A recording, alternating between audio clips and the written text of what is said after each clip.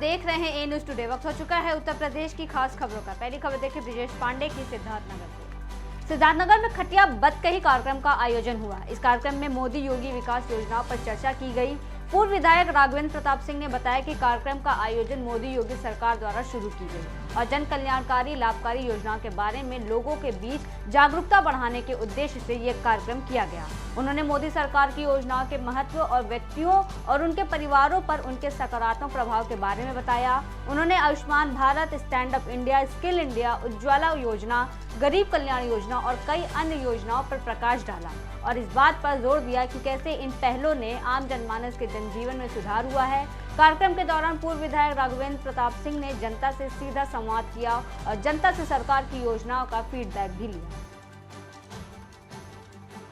देवरिया के फतेहपुर में हुए सामूहिक हत्याकांड के बाद दूसरी बार राजस्व की 4 टीम प्रेमचंद यादव की जमीन पर और घर की पैमाइश की प्रक्रिया शुरू कर चुके हैं। सूत्रों की माने तो 1000 से अधिक की संख्या में मृतक प्रेमचंद यादव के समर्थक फतेहपुर गांव पहुंच रहे हैं। हालांकि प्रेमचंद यादव के परिजनों से मिलने के लिए सपा के तमाम नेता भी उनके गांव पहुंचे और मृतक प्रेमचंद यादव को इंसाफ देने की गुहार कर रहे हैं।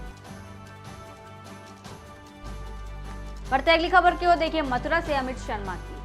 आम आदमी पार्टी के उत्तर प्रदेश प्रभारी सांसद संजय सिंह की ईडी द्वारा गिरफ्तारी से लोगों में भारी रोष है। यह कार्रवाई मोदी अडानी के भ्रष्टाचार के खिलाफ इंडिया की मजबूत आवाज संजय सिंह की आवाज को दबाने की साजिश है। संजय सिंह की गिरफ्तारी से नाराज कार्यकर्ताओं ने पिछले दिनों में यूपी सहित पूरे देश भर में विरोध प्रदर्शन किया। जिला अध्यक्ष भगत सिंह ने मोदी सरकार पर जमकर निशाना साधा और कहा कि 2024 में मोदी इंडिया गठबंधन से चुनाव हार रहे हैं। इसी बौखलाहट में इंडिया की मजबूत आवाज संजय सिंह को गिरफ्तार किया गया। महानगर अध्यक्ष प्रवीण भारद्वाज ने कहा कि फर्जी शराब घोटाले के मुख्य अभियुक्तों ने 14 बार ईडी को बयान दिए, लेकिन उन बयानों में कभी भी संजय सिंह का नाम नहीं आया। 12 घंटे ईडी की रेड चली, जिसमें सांसद संजय सिंह के घर का कोना कोना छान मारा गया, फिर भी कुछ नहीं मिला। इसके बावजूद उन्हें गिरफ्तार किया गया। ईडी भाजपा के दबाव में काम कर रही है, इसलिए सांसद संजय सिंह को गिरफ्तार करने से पहले समन तक नहीं भेजा गया।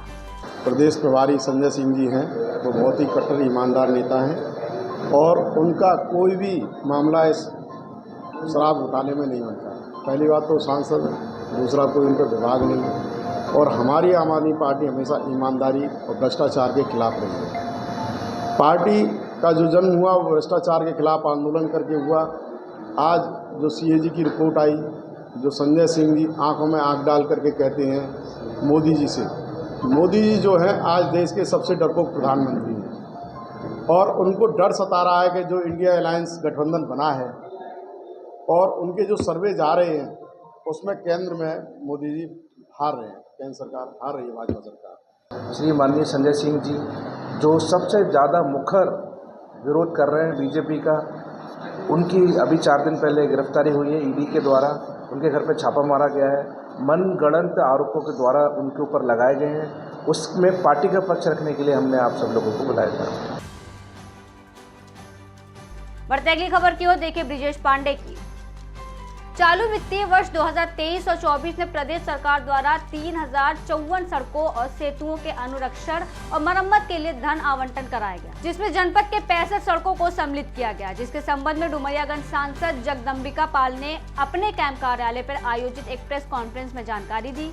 उन्होंने कहा कि उत्तर प्रदेश सरकार द्वारा ग्रामीण क्षेत्रों के सड़कों के मरम्मत के लिए जनपद के तीनों डिवीजन नौगढ़, बांसी और इटवा के अंतर्गत 65 सड़कों को मरम्मत की स्वीकृति दी गई है, जिससे सड़कों की मरम्मत से एक गुणात्मक परिवर्तन आएगा, जिसमें कपिलवस्तु विधानसभा में 23, शोहरतगढ़ विधानसभा में 6, इटवा विधानसभा में 13, डुमरियागंज विधानसभा में 6 और बांसी विधानसभा में 13 ग्रामीण क्षेत्रों की सड़कों के अनुरक्षण कार्य होने हैं। आज प्रसन्नता है कि उत्तर प्रदेश सरकार ने उन ग्रामीण सड़कों और पुलियों के स्पेशल अनुरक्षण के लिए, मरम्मत के लिए हमारे सिद्धार्थनगर जनपद के तीनों जो डिवीज़न हैं नौगढ़, बांसी, इटवा, उसकी 65 सड़कों की स्वीकृति की है।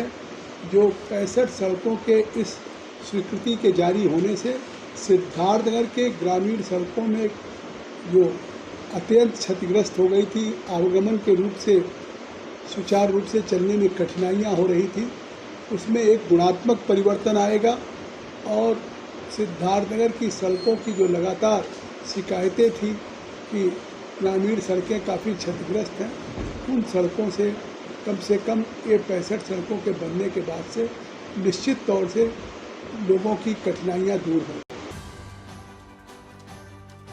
बढ़ते अगली खबर की ओर, देखिए गोंडा से आलोक तिवारी की। सामुदायिक स्वास्थ्य केंद्र कटरा बाजार के सभी डॉक्टर और कर्मचारी कर रहे हैं लापरवाही। गरीबों को लिखी जा रही हैं बाहर की दवाइयां। एक तरफ जहां डिप्टी सीएम स्वास्थ्य व्यवस्थाओं को सुधारने का काम कर रहे हैं, वहीं दूसरी तरफ कटरा सामुदायिक स्वास्थ्य केंद्र की हालत सुधरने का नाम नहीं ले रही है। जब कोई गरीब परिवार सरकारी अस्पताल जाता है तो उसे बाहर की दवा लिख दी जाती है और कोई न कोई बहाना बनाकर उसे वापस कर दिया जाता है। जो वहाँ गए थे आप डिलीवरी कराने, हाँ, तो दवाएं जो थी वो हॉस्पिटल से मिली थी या बाहर से आपको खरीदना पड़ा? बाहर से साहब लिहन है, 8:30 बजे बाहर से लिहन है। और कितने रुपए की दवा डॉक्टर लिखे थे? 8 से 30 रुपए, 2000 रुपए का लिखन है। 8 से 30 रुपए का लिहन है साहब। आपके पास पैसा नहीं था, बाकी दवा आपने नहीं लिया? हाँ, हमारे पास पैसा था नहीं तो हम पैसा और दवाई लिहन नहीं। हाँ, तो बच्चा हुआ था, ये कहाँ हुआ था? हॉस्पिटल में होता, ब्लॉक में? हाँ, ब्लॉक में हॉस्पिटल में। अच्छा अच्छा, ये बताइए वहाँ पे आपको कुछ दवाएं मिली थी? कुछ नहीं मिला दवाई, हमें बाहरी दवाई लिखी नहीं। अस्पताल से कोई दवा नहीं मिली? हाँ, कुछ दवाई नहीं मिला। कितने रुपए की दवाई आपको लेना पड़ा बाहर से? अब बाहर से नहीं लीन रहा है, 1700 का दवाई 1840 के लिखी ना, 140 रुपया छुड़ावा गया है। ब्रिजेश राठौर की देखिए अगली खबर।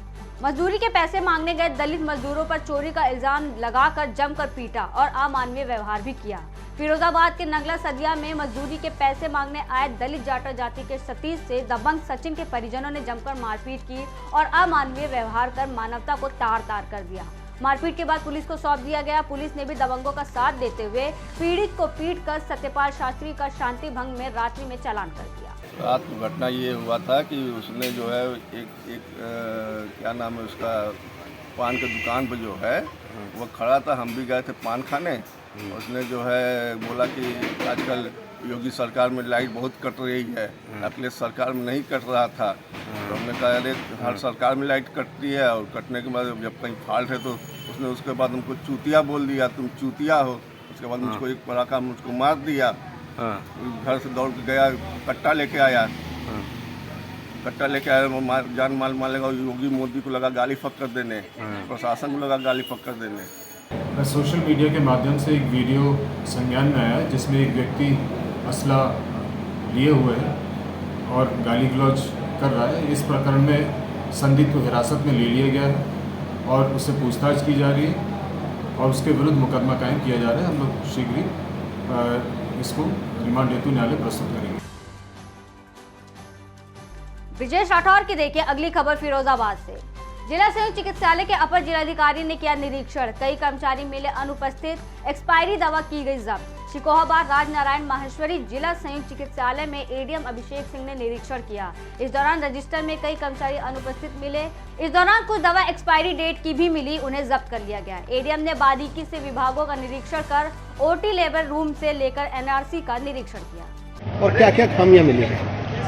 आज संयुक्त चिकित्सालय शिकोहाबाद का मेरे द्वारा निरीक्षण किया गया है और इसमें हम लोगों को एक विस्तृत निरीक्षण करने के निर्देश प्राप्त हुए थे, जिसके अंतर्गत चिकित्सालय में जो सुविधाएं दी जा रही हैं, जो मेडिसिन उपलब्ध हैं, इसके अलावा जितने भी हमारे इक्विपमेंट्स हैं वो सारे क्रियाशील हैं कि नहीं, ड्रिंकिंग वाटर की फैसिलिटी है या नहीं, टॉयलेट्स प्रॉपर हमारे फंक्शन हैं या नहीं, तो इन सभी चीज़ों को लेकर आज निरीक्षण किया गया। सीएमएस उपस्थित नहीं मिले हैं। बताया गया कि आज उनके घर में कोई पिताजी का श्राद्ध है, तो जो ऑफिशिएटिंग इंचार्ज थे उनके साथ पूरे चिकित्सालय का निरीक्षण किया गया है।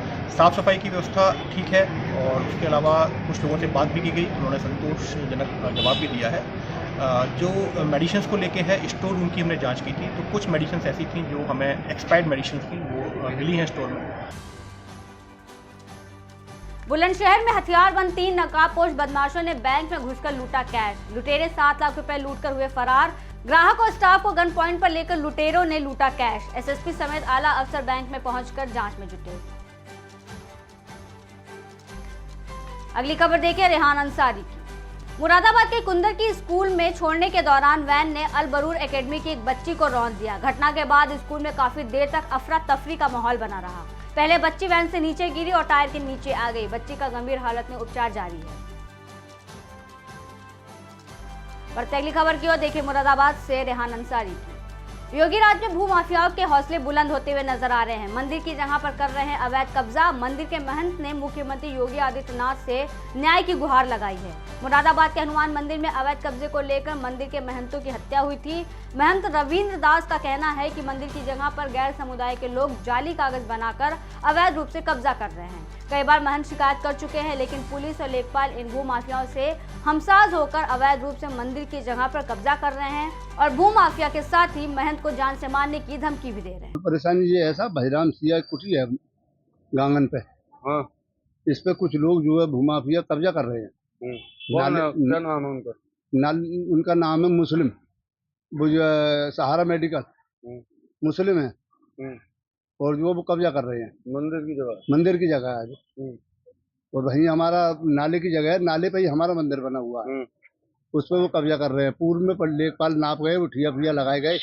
हम जब से दरखास्त देते चले जा रहे हैं, हम अब भी कह रहे हैं, योगी बाबा जी से कह रहे हैं, बाबा जी मंदिर की जगह बचाएं। मंदिर की मामला ये है कि ये मैं माननीय योगी जी से अनुरोध करता हूँ कि ये जो हमारी आश्रम की जगहें हैं, ये भूमाफियों ने घेर रखी हैं। मैं उनसे अनुरोध करता हूँ कि हमारी मदद की जाए और ये जमीन भूमाफियों से छुड़वाया जाए। दरोगा पति को प्रेगनेंसी की जानकारी देना पत्नी को पड़ा भारी। झांसी में दरोगा ने अपनी प्रेग्नेंट पत्नी को 3 गोली मारी। बांगरा चौकी में तैनात है आरोपी दरोगा शशांक मिश्रा। पत्नी का आरोप है कि ननद और सास पति को उकसाती हैं, जिसकी वजह से ये घटना हुई। पत्नी मेडिकल कॉलेज में भर्ती है। मोबाइल चलाते समय प्रेगनेंसी की जानकारी देकर पति को डिस्टर्ब करना पत्नी की जान पर बना। बढ़ते अगली खबर की ओर, देखिए मथुरा से अमित शर्मा की। राजकीय संप्रेक्षण गृह शिशु और राजकीय संप्रेक्षण गृह किशोर में मेरा हुनर मेरी पहचान के 7 दिवसीय बाल मेला के समापन पर कार्यक्रम का आयोजन किया गया, जिसकी अध्यक्षता अपर जिला और सत्र न्यायाधीश सचिव जिला विधिक सेवा प्राधिकरण नीरू शर्मा द्वारा की गई। इस कार्यक्रम में विकास चंद्र, प्रोबेशन अधिकारी और अधीक्षक हरीश चंद्र वर्मा उपस्थित रहे। सबसे पहले राजकीय संप्रेक्षण गृह में निवासित किशोरों द्वारा देशभक्ति पर आधारित कविताएं और गाने के साथ साथ गौतम बुद्ध के जीवन पर आधारित नाट्य प्रस्तुति के माध्यम से शांति का संदेश दिया गया। गोमती नदी में मिला युवक का शव। गोताखोरों की मदद से मिला शव। मृतक युवक विक्रम कश्यप हजरतगंज के जयप्रकाश के रहने वाला है। मौके पर एसडीआरएफ मौजूद। बसपा संस्थापक कांशीराम के 17वें परिनिर्वाण दिवस पर मंडल स्तर पर श्रद्धांजलि कार्यक्रम का आयोजन किया गया। परिनिर्वाण दिवस पर बसपा सुप्रीमो मायावती ने चित्र पर पुष्पांजलि अर्पित कर भीमराव अंबेडकर को दी श्रद्धांजलि। रामपुर के शहजाद नगर में 2 दिन पहले हुई हत्या का पुलिस ने खुलासा किया, जिसमें हत्या में शामिल 3 आरोपियों को पुलिस ने गिरफ्तार कर जेल भेज दिया है। हत्या मृतक के सगे भाई के कहने पर की गई थी। पैसों के विवाद के चलते मृतक के भाई ने 3 लोगों को 10 लाख की सुपारी दी और 1 लाख रुपए एडवांस दिया था। पुलिस ने 63,000 रुपए, मृतक का मोबाइल, कुछ कपड़े और चाबियां बरामद की। वहीं 45 घंटे से कम समय में पुलिस द्वारा इस खुलासा करने वाली टीम को 20,000 का इनाम भी दिया गया। उसकी पहचान एक चमरोवा निवासी युवक के रूप में हुई थी और ये पता लगा कि उसको चाकुओं से उसकी हत्या की गई है। इसमें परिजनों ने बाइस्तवा एक गांव के युवक पर शक जाहिर किया था। बाद में हमने जो ऑपरेशन त्रिनेत्र डीजीपी यूपी महोदय द्वारा चलाया गया है, उसकी मदद से ये पुख्ता कर लिया कि इमरान ही इस हत्याकांड में लिप्त है और वो और उसके 2 अन्य साथी पुलिस द्वारा गिरफ्तार किए गए। तो उन्होंने स्वीकार किया कि हत्या उन्होंने मृतक के सगे भाई के कहने पर की है। कुछ पैसों के बारे में विवाद चल रहा था, जिससे क्षुब्ध होकर के मृतक के भाई ने इन 3 लोग को 10 लाख की सुपारी दी थी और 1 लाख रुपए एडवांस दिया था। फिलहाल के लिए इतना ही। देश और दुनिया की तमाम बड़ी खबरों के लिए बने रहिए ए न्यूज़ टुडे के साथ।